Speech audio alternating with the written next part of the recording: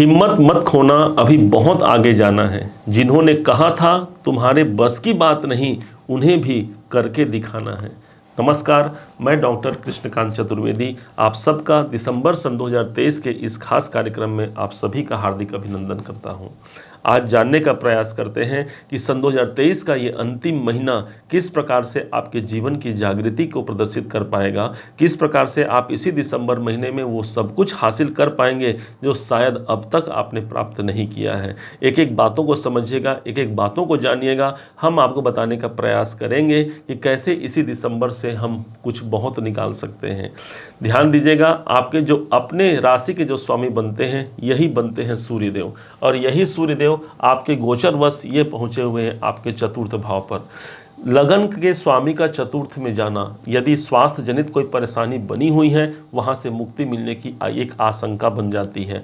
अष्टम चतुर्थ भाव जहां पर सूर्य भगवान गए हैं वो स्थान प्रॉपर्टी का होता है, जहां पर ऑलरेडी पहले से मंगल देव विद्यमान है। इस हिसाब से देखा जाए तो यहाँ पर स्वास्थ्य के दृष्टिकोण से एक योद्धा की भांति आप लड़ेंगे। आपके स्वास्थ्य जनित परेशानी कितनी भी रहे उसके बाद भी आप लड़ेंगे। आपके आर्थिक परेशानी कितनी भी रहे उसके बाद भी आप हार नहीं मानेंगे और आगे बढ़ते रहना, ये आपका प्रथम प्रयास इस दिसंबर के महीने में पूरे के पूरे रहने वाले हैं। ऊपर से देखा जाए तो धन की स्थिति आप समझ लेते हैं कि धन का वातावरण कैसा होगा, आपके जीवन में कैसा आवरण होगा धन का। तो धनेश आपके बनते हैं बुध देव, और बुध देवता अभी गोचरवश आपके पंचम भाव पर आए हैं। कितनी अच्छी स्थिति हो गई, मतलब इस समय पर हम अपने बुद्धि बल से, हम अपने ज्ञान के बल से क्या प्राप्त करेंगे, तो धन की स्थिति को मजबूत बनाने का इस समय पर हमारे जीवन में प्रयास किया जाएगा। इस समय पर आपके पैसे आपके संतान के उन्नति के मार्ग पर खर्च हो सकते हैं, इस बात को भी मत भूलिएगा। अच्छी बात है भाई, यदि हमारे संतान ग्रोथ करते हैं, प्रगति करते हैं, तो सबसे बड़ी खुशी जो होती है एक अपने स्वयं एक पिता को ही होती है, और यही मानसिकता आपके जीवन में आपको एक श्रेष्ठ ऊंचाई पर इसी जीवन में आप लेकर के जाएंगे। दूसरी बात, यही स्थान जहां पर केतु देव विद्यमान है, केतु की स्थिति दूसरे भाव पर होती है, तो अपने धन के लेन देन को आपको सतर्कता से परिपूर्ण रखने की आवश्यकता रहेगी इस दिसंबर के महीने में।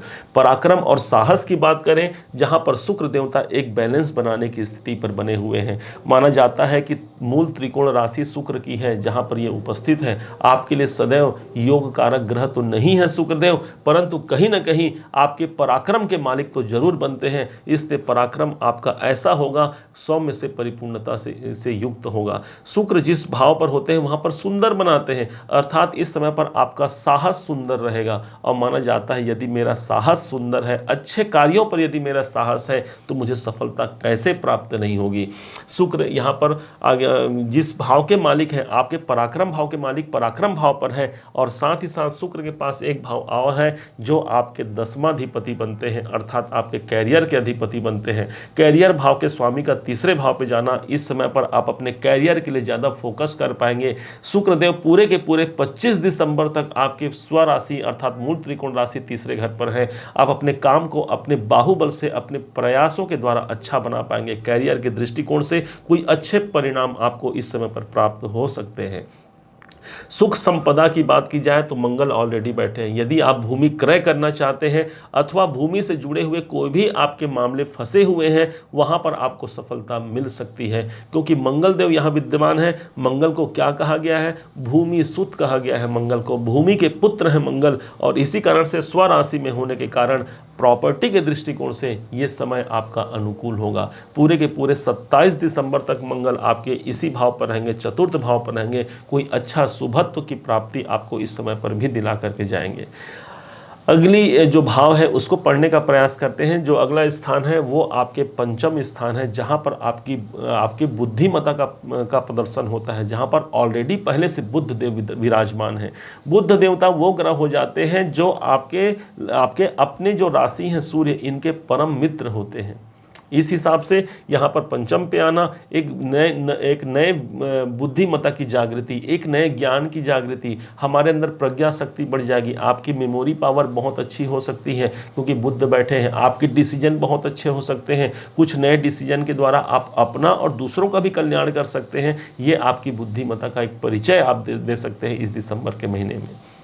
बुध देवता चूंकि ये आपके लाभेश हैं, इनकम भाव के स्वामी हैं और यहाँ से बैठ करके आपके इनकम भाव को देख रहे हैं, इस हिसाब से भी देखा जाए तो 13 दिसंबर तक का जो समय होगा, ध्यान दीजिएगा, ये आपके इनकम को दिला सकता है, या फिर जो आपके ड्रीम है, डिजायर है, जो आपकी कामनाएं हैं भाई, क्योंकि कामनाओं की पूर्ति का स्थान है हमारा एकादश भाव, जहाँ पर बुध की दृष्टि भी पड़ रही है, ये आपके लिए अनुकूल होगा।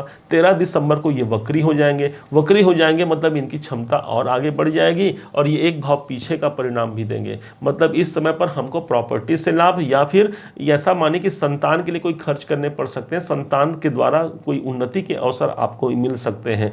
जो लोग कम्युनिकेशन करते हैं, जो लोग टेक्नोलॉजी में हैं, उनको भी यहाँ पर सफलता मिल सकती है। नए नए क्रिएटिविटी करने का एक योग बन सकता है। आपके एक नए विचारों का आगमन आपके अंदर हो सकता है, और जिसके द्वारा आप अपने जो भूतकाल में जो परिस्थिति विपरीत है उनसे भी निपट पाने का एक प्रयास आपके द्वारा बहुत बेहतर किया जाएगा। अब समझते हैं कि पंचमाधिपति कहाँ है। पंचमाधिपति देवगुरु बृहस्पति हैं, इनके पास साम्राज्य है, अष्टम भाव का भी साम्राज्य देवगुरु बृहस्पति के पास है, जो कि आपके प्रबल योग कारक ग्रहों में एक माने जाते हैं। इनके पास वो सामर्थ्य है जो आपके प्रारब्ध में जो आपने कर्म किया है, या आपको इष्ट प्राप्ति की यदि कोई कृपा की से युक्त कोई ग्रह है तो यही है भगवान सूर्य नारायण। अब ये गुरु देवता आपके राशि के स्वामी सूर्य नारायण, गुरु देवता आपके किस भाव पर बैठे हैं, तो गुरु देवता की स्थिति आपके भाग्य भाव पर बनी हुई है। अब लीजिए कितना अच्छा संयोग हो गया कि एक तो भाग्य के कारक ग्रह भाग्य भाव में बैठे हैं, और यहाँ से अपने नवम भाव से ये भाग्य भाव को अपनी नवम दृष्टि दे भी रहे हैं। इस हिसाब से भाग्य की जागृति के लिए इससे अच्छा अवसर नहीं हो सकता आपके लिए। पंचमाधिपति भाग्य भाव पर गए हैं, भाग्य की जागृति होगी, पिता से सपोर्ट मिल सकता है, अपने इष्ट की कृपा मिल सकती है, गुरुदेव की कृपा मिल सकती है, कोई एक अच्छे गुरु का साथ मिल सकता है जिसके द्वारा हम अपने जीवन में विकास करा पाए। पंचम आपका नवम भाव जागृति अवस्था में है, जो पंचमेश भी हैं, इस समय पर जो आपके सीनियर हैं, उच्चाधिकारियाँ हैं, जो उच्चाधिकारी के जो लोग हैं, इनसे आपको सफलता मिल सकती है। कोई धार्मिक यात्रा आप कर सकते हैं, या फिर आपके पारिवारिक जन कर सकते हैं। गुरु आपके नवम भाव पर हैं, कोई ना कोई धार्मिक क्रिया जरूर कराते हैं। अब छठे भाव को समझ लेते हैं। छठा भाव और सातवां भाव दोनों भाव के अधिपति शनिदेव बनते हैं। अब ये शनिदेव आपके स्वयं बैठे हुए हैं आपके सप्तम भाव पर। सप्तम भाव वो स्थान हो गया जहाँ जो मेरे दाम्पत्य जीवन का है, जो मेरे व्यापार का है, मेरे कैरियर का है। तो इस समय पर आप सबसे ज़्यादा जो काम करेंगे अपने जीवन साथी या जीवन संगिनी के लिए, जो बेहतर प्रयास आप कर पाएंगे, वो उनके सफलता के लिए अच्छा होगा। दूसरे तौर पर आपका काम क्या रहेगा, क्या कर्म करेंगे, इसको प्रदर्शित करते हैं हमारे शनि देवता। जब ये भाई आपके सप्तम पे आए हैं तो पूरे के पूरे हमारा फोकस होगा अपने कैरियर के लिए, और कुछ अच्छा निकाल करके आपको यहाँ पर शनि देवता देंगे। और अभी तक नहीं, ये पूरे के पूरे अभी अप्रैल या मई महीने के 2023-25 तक रहेंगे। इस हिसाब से देखा जाए तो पूरा का पूरा टाइम ये आपके कैरियर के लिए, आपके व्यापार के लिए, आपके जीवन साथी या जीवन संगिनी के लिए न्यौछावर रहेगा आपका।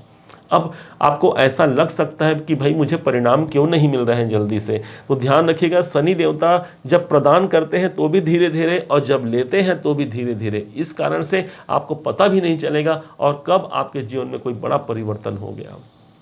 शनि देवता मूल त्रिकोण राशि पर आए हैं, पूरे 30 साल बाद आपके सप्तम भाव पर आए हैं। ऐसा अवसर फिर नहीं मिलेगा, इसके बाद तो ये आपके अष्टम में चले जाएंगे। तो इस कारण से इसका लाभ लीजिए, अपने कैरियर को समझिए, जो कुछ भी आपको कर्म करना है कर डालिए। कल किसने देखा है, आज में जो है उसी को जी लीजिए। अब सीधे पहुंचते हैं आपके भाग्य भाव पर। भाग्य भाव के अधिपति मंगल बनते हैं, और मंगल देवता की स्थिति आपके चतुर्थ में है। मतलब भाग्य से ही मुझे प्रॉपर्टी की प्राप्ति हो सकती है, भाग्य से ही मेरे माता पिता का मुझे आशीर्वाद मिल सकता है या उनका साथ मिल सकता है। चतुर्थ भाव वो स्थान है जहां पर ये आए हुए हैं, अर्थात भाग्य में इस समय पर एक बैलेंस बन पाएगी, भाग्य में एक तरलता बन पाएगी, जिसके कारण से आप ज़्यादा प्रयास करते हुए अपने भाग्य को अचीव कर पाएंगे। कहीं पर यदि जा करके आप रुक जा रहे हैं, आगे बढ़ने का प्रयास यदि आप कर रहे हैं, लेकिन कोई ना कोई रुकावट और बाधा निरंतर बनी हुई है, तो ये समय आप मान सकते हैं कि मंगल का यह ट्रांजिट आपके लिए सुख से परिपूर्ण होगा। आपको इस समय पर फैमिली से जोड़ेगा ये मंगल। दूसरी तरफ से ठीक इन दोनों ग्रहों की आपके भाग्येश की दृष्टि कर्म भाव पर पड़ रही है, मतलब कर्म के द्वारा या भाग्य के द्वारा मुझे कर्म की प्राप्ति, कोई काम नहीं मिल रहा है, भाग्य को आजमाइए, इस समय पर आपके भाग्य से वो कार्य मिल सकता है। कोई आपके डील नहीं हो रहे हैं, इस समय पर भाग्य के स्वामी मंगल की दृष्टि दशम भाव पर पड़ रही है, कोई डील हो सकता है। इस प्रकार से समझिए समय अनुकूल रहेगा। अब इसके बाद आपके इनकम भाव पर बढ़ते हैं, तो आपको बता दें कि दिसंबर महीने के प्रारंभ से ही आपके लाभ भाव को चंद्रदेव सुशोभित कर रहे हैं। चंद्रमा जब यहाँ पर उपस्थित हैं 3 दिनों तक रहेंगे, अभी दिसंबर के शुरुआती 3 दिनों तक, और उसके बाद यहाँ पर भाग्येश जो बनते हैं, सॉरी आपके लाभेश जो बनते हैं, ये बनते हैं आपके बुध देव। बुध की स्थिति आपके नवम भाव पर है, और इस भाव से बुध देवता अपने ही राशि को, मतलब अपने ही घर को ये पूर्ण दृष्टि से देख भी रहे हैं। इस हिसाब से इनकम के दृष्टिकोण से 13 दिसंबर तक का समय अनुकूल। 13 दिसंबर के बाद क्या होगा, यही बुधदेव वक्री हो जाएंगे, अर्थात इनका फल एक घर पीछे भी प्राप्त हो जाएगा, मतलब सुख की वृद्धि यहाँ पर भी ये करा रहे हैं। हाँ, जब ये आपके एक घर पीछे चले जाते हैं तो ये एक चीज़ ध्यान रखना है, जो प्रॉपर्टी से इनकम निकाल सकते हैं, जो प्रॉपर्टी बेच करके जो इनकम पाना चाहते हैं, तो 13 दिसंबर से 28 दिसंबर तक का समय अनुकूल होगा। अब कर्म की बात समझ लेते हैं। कैरियर में क्या होने वाला है भाई इस 2023 दिसंबर में, तो कैरियर भाव के स्वामी आपके वीनस हैं, शुक्र हैं, और शुक्र को हमने पहले ही कहा कि वो अपने मूल त्रिकोण राशि में है, मतलब आपका पूरा फोकस अपने कर्म पर रहेगा, और सिर्फ कर्म ही नहीं करेंगे, आप कुछ अचीवमेंट भी कर पाएंगे, कुछ प्राप्त भी कर पाएंगे, क्योंकि ये बहुत बिरला समय होता है जब कोई ग्रह अपने मूल त्रिकोण राशि पर आते हैं। तो यहाँ पर शुक्र की स्थिति बनी हुई है, कैरियर के दृष्टिकोण से आपके लिए प्रगति कारक ये समय मान सकते हैं, ये महीना। इनकम की बात हमने की, क्योंकि इनकम भाव के स्वामी आपके ऑलरेडी बुध देवता का बताया भी आपको वक्री चल रहे हैं। अब खर्च की बात कर लेते हैं कि भाई खर्च मेरे कहाँ होने हैं इस साल में, इस 2023 के अंतिम महीने में। तो खर्च भाव के स्वामी चंद्रमा है, चंद्रमा आपके व्यय भाव पे गए हैं, सॉरी इनकम भाव पे गए हैं। तो अब क्या होगा, शुरुआती के 3 दिनों पर आपके खर्च ज़्यादा रहेंगे, 1 जनवरी 2 जनवरी 3 जनवरी, हाँ दिसंबर महीने में 1 2 3 दिसंबर को खर्च की अधिकता हो सकती है, इसलिए इस टाइम पर कोई अनावश्यक कोई खर्चा है उस पर आपको नियंत्रण रखने की आवश्यकता है। और उसके बाद तो भाई चंद्रमा फिर अपना गोचर प्रवेश करके स्वराशि पर चले जाएंगे, तो वहां उतनी कोई परेशानी नहीं रहेगी। कुल मिलाकर के ये एक समय, एक ऐसा समय है जो विशेष परिवर्तन को आपको प्रदर्शित कर सकता है। अब जान लेते हैं हम उस बात को कि कौन सी तारीख हमारे लिए शुभ होंगी और कौन सी तारीख हमारे लिए सतर्कता से पूर्ण होगी, और वो कौन से उपाय हैं जिसको करके हम इसी दिसंबर 2023 में कोई बड़े चमत्कार को आकर्षित कर सकते हैं अपने जीवन में। तो सबसे पहली जो आपके लिए बता दें शुभ तारीखें कौन कौन से हैं, तो 4 दिसंबर, 5, 6, 9, 10, 26, 27 और 31 तारीख आपके लिए अनुकूल और बेहद कल्याणकारी होंगे।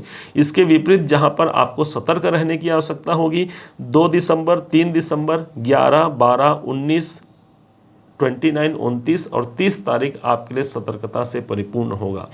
अब समझ लेते हैं वो कौन से उपाय हैं जो इसी दिसंबर के महीने में हम कर लें तो ये दिसंबर का महीना हमें विशेष जागृति को दे जाए, हमारी सफलताओं को दिला जाए, और शायद हमें कोई विशेष विजेता का फल प्रदान कर दे।